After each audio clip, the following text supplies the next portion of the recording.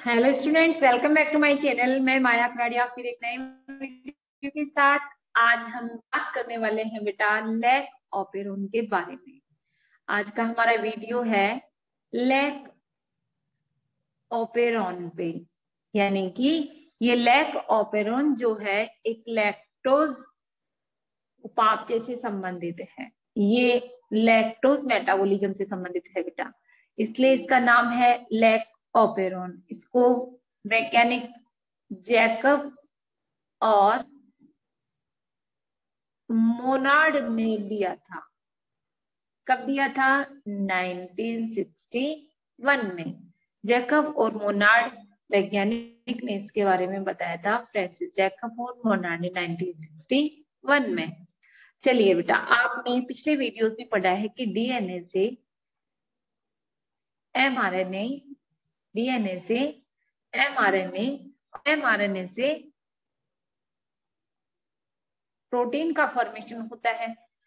DNA से mRNA का बनना और एमआरएनए से प्रोटीन का बनना। डीएनए से एमआरएनए ट्रांसक्रिप्शन के द्वारा बनता है, एमआरएनए से प्रोटीन ट्रांसलेशन के द्वारा बनता है।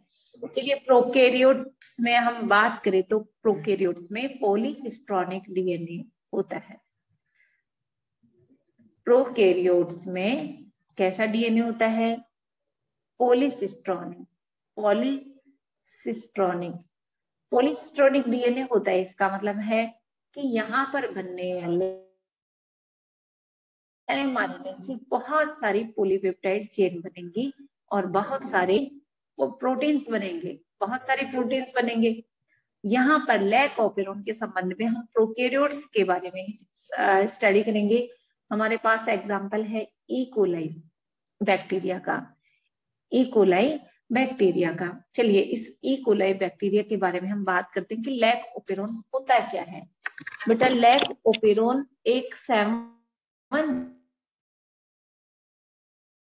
जीन्स का समूह है। जैसे आपने ट्रांसक्रिप्शन खंड है, इसमें 3 ट्रांसक्रिप्शन प्रमोटर होती है, ये स्ट्रक्चरल होती है और ये टर्मिनेटर होती है। ट्रांसक्रिप्शन में आपने ये पढ़ा था। अब ये जो डीएनए सेगमेंट है, इसमें यहाँ पर 7 जीन्स का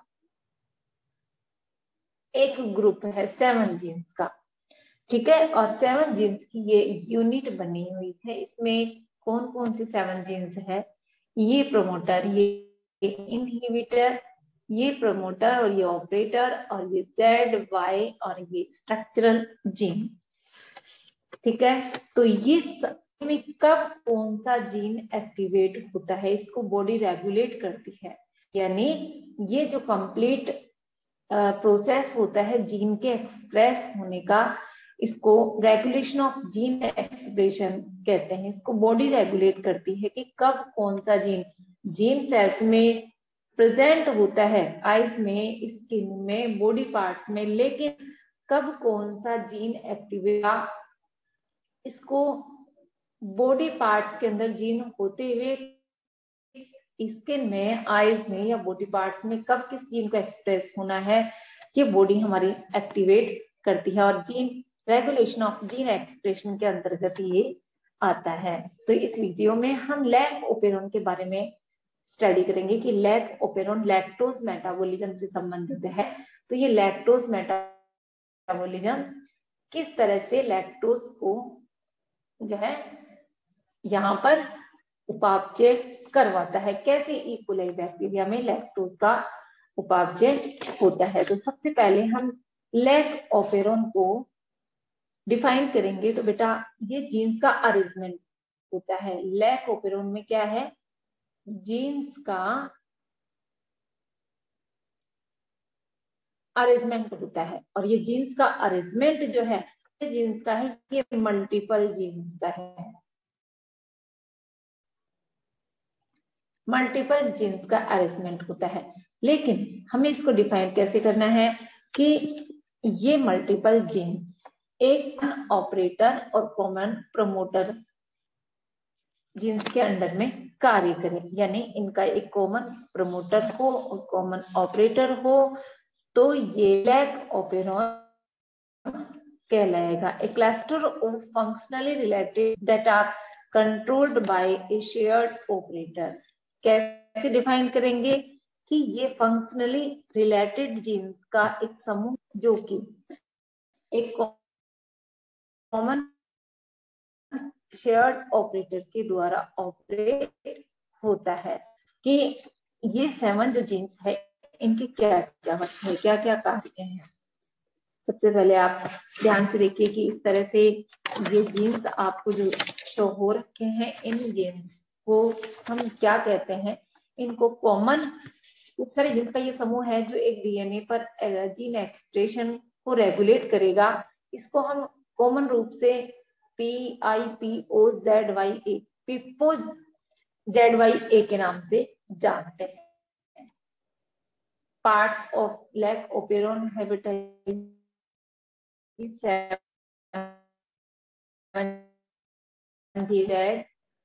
वाई और ये ए है, यह है स्ट्रक्चरल जीन्स, यह है स्ट्रक्चरल जीन्स।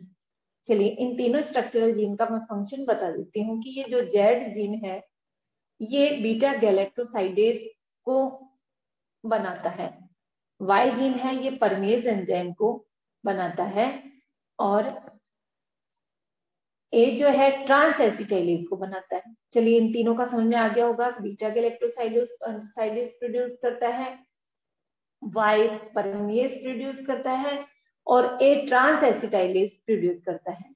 ये स्ट्रक्चरल जीन्स जब यहाँ पर एमआरएनए बनता है, अनुलेखन की प्रक्रिया होती है, तो ये प्रोटीन बन, इन तीनों के द्वारा प्रोटीन का फॉर्मेशन होता है। किस तरह से होता है, जैसा कि इनके नाम मैंने बताया, बीटा गैलेक्टोसाइडेज को प्रोड्यूस करता है, ये परमेज को प्रोड्यूस करता है, ये ट्रांस एसिटाइलेज को प्रोड्यूस करता है। अब हम यहाँ पर बात करते हैं प्रोमोटर जीन की। सबसे पहले कि प्रोमोटर जीन क्या होता है। प्रोमोटर जीन क्या होता है, डीएनए का वह सेगमेंट जहां पर आरएनए पॉलीमरेज जुड़ता है। बेटा आपको ध्यान रखना है कि प्रोमोटर साइट क्या होती है। प्रोमोटर सेगमेंट डीएनए का वह सेगमेंट होता है, वह पॉइंट होता है जहां पर आरएनए पॉलीमरेज जुड़ता है और एमआरएनए की बनने की शुरुआत होती है, एमआरएनए बनता है। ठीक है, एमआरएनए बनेगा यानी कि ट्रांसक्रिप्शन शुरू हुआ, तो ये ऐसा स्थान है जहां पर आरएनए पॉलीमरेज यहाँ पर आकर के बाइंड होता है, आरएनए पॉलीमरेज जुड़ता है। ऑपरेटर साइट, यदि हम बात करें कि ऑपरेटर साइट कौन सी होती है, ऑपरेटर जीन्स कौन से होते हैं, तो डीएनए का वह सेगमेंट जहां पर रिप्रेसर जीन बाइंड होती है, यहाँ पर रिप्रेसर जीन बाइंड होती है, ऑपरेटर जीन डीएनए का वह सेगमेंट होता है।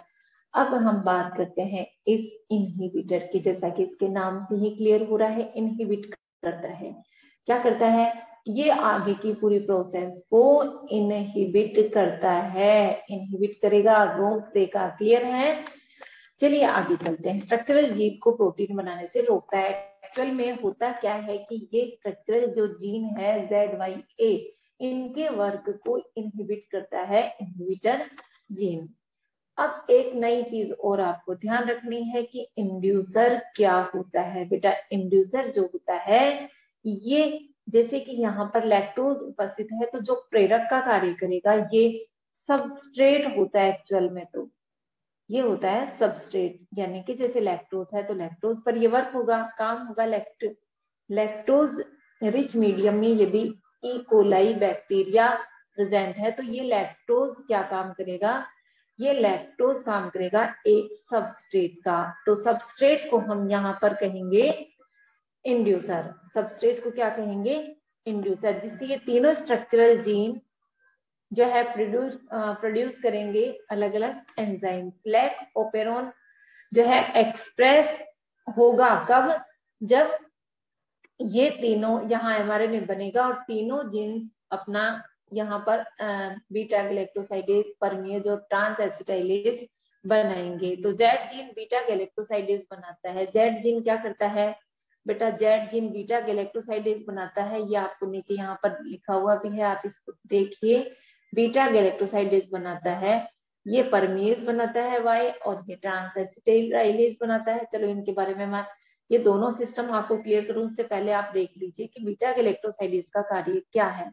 बीटा गैलेक्टोसाइडेज का कार्य है कि जैसे लैक्टोज है, इस लैक्टोज को ब्रेक डाउन करेगा किनमें, ये ब्रेक डाउन करेगा ग्लूकोज और गैलेक्टोज में, ग्लूकोज और गैलेक्टोज में, गैलेक्टोज के अंदर ब्रेक डाउन करता है गैलेक्टोसाइडेज एंजाइम। परमेस क्या करता है, परमेस का कार्य करता है कि ई कोलाई बैक्टीरिया के सेल में अंदर लैक्टोज जाए।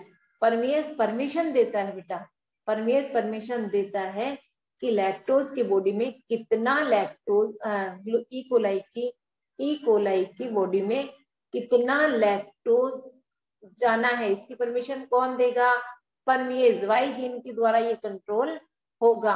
और ट्रांस एसिटाइलेज का अभी कोई फंक्शन ज्ञात नहीं है। तो इस तरह से अब हम देखते हैं दो कंडीशंस यहाँ पर बनती है कि पहली कंडीशन, यहाँ पर ये डायग्राम है, इसमें आप नोट कीजिए प्रेरक की अनुपस्थिति में कि मान लीजिए E coli bacteria glucose rich medium में उपस्थित है।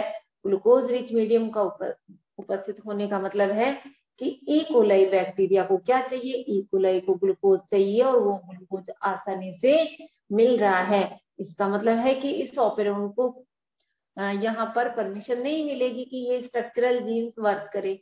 और स्ट्रक्चरल जीन्स वर्क क्यों नहीं करेंगे, क्योंकि ऑलरेडी ग्लूकोज उपस्थित है, आसानी से ई कोलाई बैक्टीरिया ग्लूकोज को ले लेगा, और ग्लूकोज को ले लेगा तो ये इसका जो ब्लैक ऑपेरॉन है इसकी जरूरत नहीं पड़ेगी और आसानी से ये ई कोलाई बैक्टीरिया सरवाइव कर पाएगा। चलिए बेटा कैसे सरवाइव करेगा, आप देखिए इसको प्रेरक की अनुपस्थिति में, यानी इंड्यूसर नहीं है तो ZYA का कोई रोल ही नहीं रहेगा। अब देखिए होता क्या है इसमें कि जैसे ही RNA polymerase enzyme promoter site से बाइंड होगा, प्रोमोटर साइट से बाइंड होगा तो क्या होगा, यहाँ पर ये रिप्रेसर आरएनए बनेगा और रिप्रेसर ये एमआरएनए बना यहाँ पर, ये क्या करेगा, रिप्रेसर एमआरएनए बनाएगा तो रिप्रेसर प्रोटीन बनेगी और रिप्रेसर प्रोटीन जाकर के इस ऑपरेटर को बाइंड कर देगी। यहाँ पर आकर के ये बाइंड होगा और यहाँ पर आकर के बाइंड होगा तो क्या है, इन तीनों का फंक्शन ब्रेक लग जाएगा, क्योंकि आगे ये ऑपरेट ही नहीं हो पा रहा, ऑपरेटर को यहाँ पर ये रिप्रेसर ने ब्रेक कर दिया। और इस इंड्यूसर की अनुपस्थिति में बेटा समझ में आ रहा होगा कि इस इंड्यूसर की अनुपस्थिति में क्या हो रहा है, इस इंड्यूसर की अनुपस्थिति में ये जो है फंक्शन नहीं हो पा रहा है, इस ZY और A जीन्स का फंक्शन यहाँ पर नहीं हो पा रहा है। चलिए आगे हम देखते हैं नेक्स्ट, प्रेरक की उपस्थिति में कि यहाँ यदि इंड्यूसर प्रेजेंट है, समझ में आ रहा है, इंड्यूसर का मतलब है कि ये लैक्टोज रिच मीडियम है। लैक्टोज रिच मीडियम का मतलब होता है कि मान लीजिए ई कोलाई बैक्टीरिया किस में प्रेजेंट है, मिल्क में प्रेजेंट है। अब मिल्क में क्या होता है, लैक्टोज होता है और ये लैक्टोज कहाँ जाएगा, ई कोलाई की बॉडी में जाएगा। ये लैक्टोज कहाँ जाएगा, ई कोलाई की बॉडी इस लैक्टोज को अपने अंदर लेगी। ये लैक्टोज क्या है, यहाँ पर इंड्यूसर है बेटा, लैक्टोज यहाँ पर इंड्यूसर है। चलिए ठीक है, जब ये लैक्टोज इंड्यूसर के रूप में वर्क रहेगा मीडियम में, लैक्टोज रिच मीडियम में ई कोलाई बैक्टीरिया प्रेजेंट है, तो अब इस लैक्टोज से देखिए क्या होता है आगे, ये यहाँ पर RNA polymerase enzyme promoter site पर बाइंड होगी। समझ में आता है, आ रहा है आपको कि किस तरह से ये प्रोसेस को स्टार्ट करने के लिए आरएनए पॉलीमरेज प्रोमोटर साइट पर बाइंड होता है, एमआरएनए फॉर्म होगा। एमआरएनए किस तरह का फॉर्म होगा, रिप्रेसर एमआरएनए बनेगा। चलिए रिप्रेसर एमआरएनए बनेगा तो इधर ये जो लैक्टोज है ई कोलाई, इसको एलोलैक्टोज के अंदर कन्वर्ट कर देगा। ठीक है, ई कोलाई लैक्टोज को एलोलैक्टोज में बना देगा, चेंज कर देगा। चलिए ये एमआरएनए रिप्रेसर एमआरएनए बन गया, रिप्रेसर एमआरएनए बन गया तो रिप्रेसर प्रोटीन बनेगी, अब ये रिप्रेसर प्रोटीन क्या काम करेगी, ध्यान से देखिए। प्रोटीन इस एलोलैक्टोज को बेटा यहाँ पर बाइंड कर लेगी, इस तरह से निष्क्रिय दमन कर यहाँ बनेगा रिप्रेसर प्रोटीन। प्रोटीन किसको बाइंड कर रही है, एलोलैक्टोज को बाइंड कर रही है, ठीक है। अब इस प्रोसेस में क्या होगा आगे, ये जो है ये यहाँ पर फ्री रह गया, कंप्लीट ऑपरेटर फ्री रह गया, और इस ऑपरेटर इसको वापस यहाँ पर मौका मिल जाएगा आरएनए पॉलीमरेज को, ये आरएनए पॉलीमरेज को वापस मौका मिल गया, ये वापस इससे आकर के बाइंड हो गया और प्रोमोटर साइड ऑपरेटर को बता दिया कि ये Z, ये Y और A जीन को परमिशन दे दे ताकि ये अपने प्रोटीन्स प्रोड्यूस करे, ये अपने प्रोटीन्स प्रोड्यूस करे। इस तरह से लैक mRNA बनेंगे, वापस mRNA बन गए, यहाँ पे अनुलेखन की प्रक्रिया शुरू हो गई है, और अनुलेखन की प्रक्रिया शुरू होते ही Z जीन के द्वारा बीटा गैलेक्टोसाइडेज, Y के द्वारा परमिएज, और ये जो A जीन है इसके द्वारा ट्रांस एसिटाइलेज के द्वारा प्रोटीन फॉर्मेशन होगा। अब ये बीटा गैलेक्टोसाइडेज क्या करेगा, ध्यान से देखिए, बीटा गैलेक्टोसाइडेज क्या काम करेगा बेटा, लैक्टोज का ब्रेक डाउन करेगा, और यहाँ पर ग्लूकोज और गैलेक्टोज में कन्वर्ट कर देगा, ग्लूकोज और गैलेक्टोज बनाएगा, किससे, लैक्टोज से। समझ में आ रहा है, लैक्टोज का ब्रेक डाउन किया किसने, बीटा गैलेक्टोसाइडेज ने, जो जेड जीन के द्वारा प्रोड्यूस हुआ है, इसके द्वारा गैलेक्टोज और ग्लूकोज का फॉर्मेशन हुआ।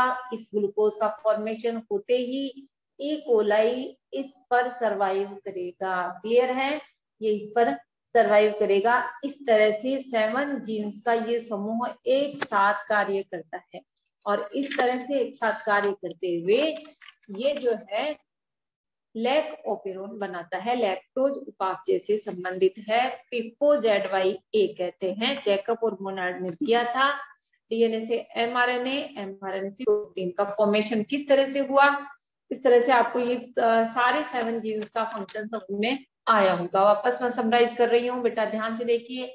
लैक ओपेरोन क्यों कहते हैं, क्योंकि लैक्टोज मेटाबॉलिज्म से संबंधित है। जैकब और मोनार्ड ने इसको 1961 में दिया था। ZYA जीन्स ट्रांसक्रिप्शन प्रोसेस के द्वारा यहाँ पर बीटा गैलेक्टोसाइडेज, परमिएज और ट्रांस एसिटाइलेज एंजाइम्स बनाते हैं। ये प्रोटीन्स फॉर्मेशन कब होंगे, जब ये ऑपरेटर साइट इनको ट्रांसक्रिप्शन के द्वारा तीनों जीन्स को परमिशन देगी। ये जो है आरएनए पॉलीमरेज बाइंड होता है प्रोमोटर साइट पे, इंड्यूस इनहिबिटर जीन होता है जो रिप्रेसर एमआरएनए बनाता है, रिप्रेसर प्रोटीन बनाता है। जब इंड्यूसर एब्सेंट होता है यानी ऑलरेडी ग्लूकोज मिला हुआ है तो ई कोलाई इस पे सर्वाइव कर जाता है।